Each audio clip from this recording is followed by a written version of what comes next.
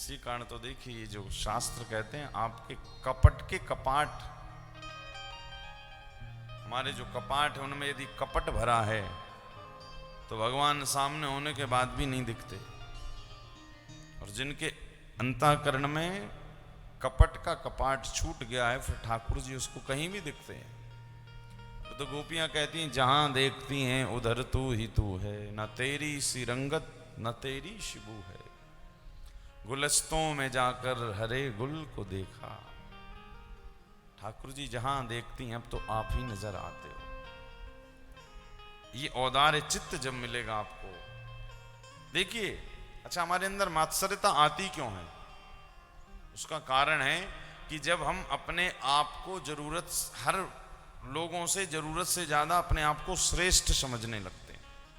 और हमारी सनातन संस्कृति खुद को श्रेष्ठ समझने की नहीं, आपके सामने जो है उसको श्रेष्ठ मानी अपने से हमेशा, इसमें ही आपकी श्रेष्ठता है। अपने आप को गुणी समझ लेना, हमसे ज्यादा तो कुछ जानता नहीं है, हमसे ज्यादा तो महाराज ये सुंदर नहीं है, हमसे ज्यादा ये ज्ञानी नहीं, ये क्या जाने। ये भाव जहां आए अभिमान बढ़ा, और अभिमान बढ़ा तो महाराज फिर हमसे किसी की प्रशंसा, किसी का ऐश्वर्य पचाए नहीं पचता, फिर कितना भी प्रयास कर लो। अच्छा आपको पता है जिसके अंदर मात्सर्य भरा पड़ा रहता है उसकी पहचान क्या है, उसके सामने जरा सी किसी की प्रशंसा बड़ाई कर दो महाराज तिलमिला जाता है। शास्त्र कहते हैं कभी भी किसी की प्रशंसा से, सफलता से उससे द्वेष मत रखिए। विज्ञान भी इस बात को मानता है कि जब आप किसी की सफलता से, किसी की प्रशंसा से द्वेष रखते हैं तो आप उस व्यक्ति से द्वेष नहीं, आप मानो सफलता से द्वेष रख रहे हैं। क्योंकि वो व्यक्ति जब साधारण था तब तो आपके लिए वो ठीक था, और जब वो जीवन में सफल हो गया तो आप उसी की निंदा चुगली जगह जगह बता रहे, उसी के प्रति बुराइयां कर रहे हैं। इसका मतलब क्या हुआ, इसका मतलब यही हुआ कि जब वो साधारण था तो आपका प्रेमी था, और जब वो महाराज थोड़ा सा सफल हो गया, थोड़ा ऊंचे शिखरों पर पहुंचने लगा तो आप उससे बैर रखने लगे। इसका मतलब ये कि आप व्यक्ति से द्वेष नहीं कर रहे, व्यक्ति से बैर नहीं कर रहे, आप उसकी सफलता से द्वेष रख रहे हैं। तो सफलता से द्वेष रख रहे हैं तो महाराज जब आपको भी सफलता की जरूरत होगी तो सफलता भी आपके दरवाजे क्यों आएगी, क्योंकि आप तो उससे द्वेष रख रहे हैं, आप तो उससे बुराई रख रहे हैं। इसी कारण सबके लिए एक सा भाव, समभाव, और यदि आप किसी सफल व्यक्ति से द्वेष की बजाय यदि उसके प्रति प्रेम का भाव रखते हैं, आदर का भाव रखते हैं, उससे कुछ प्रेरणा लेते हैं कि हाँ ये कर रहे हैं तो देखो ठाकुर जी ने इन पे कृपा की, भगवान हम पे भी ऐसी कृपा हो जाए, तो फिर वो सफलता को मानो आप अपने प्रति आकर्षित कर रहे हैं।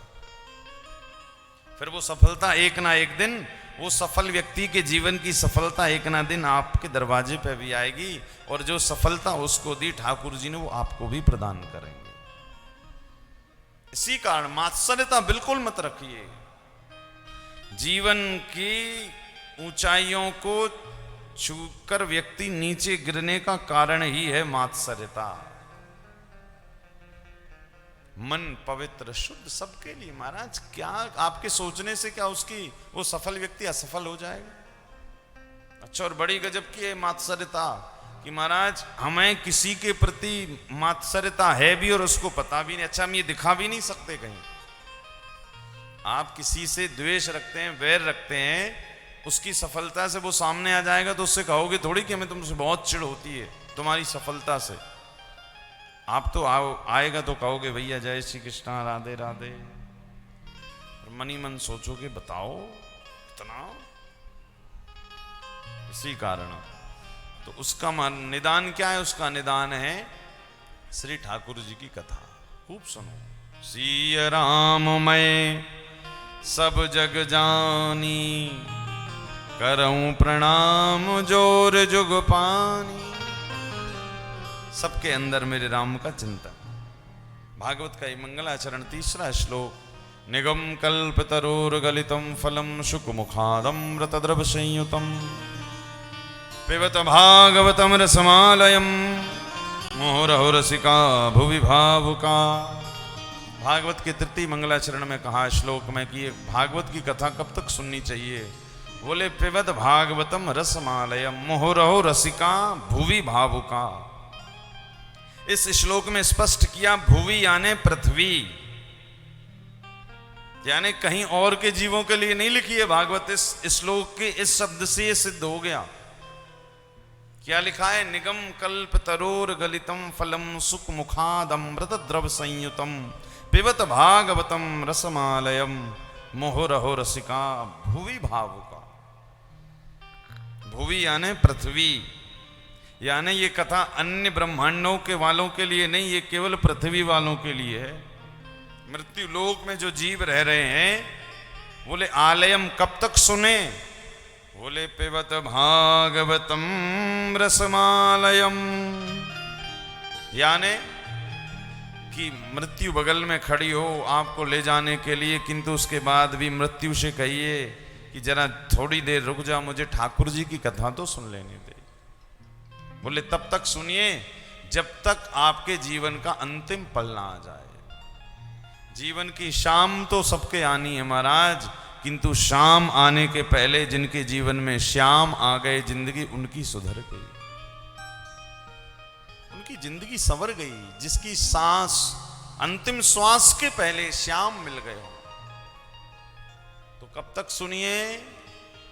बोले जब तक जीवन है ठाकुर जी के लिए सुनते रहिए। श्वास श्वास पे हरि भज, वृथा श्वास मत खोए, ना जाने या श्वास को आवन हो ये न हो। जपते रहिए, रटते रहिए ब्रज की गोपियों की तरह ठाकुर जी के चरणों में।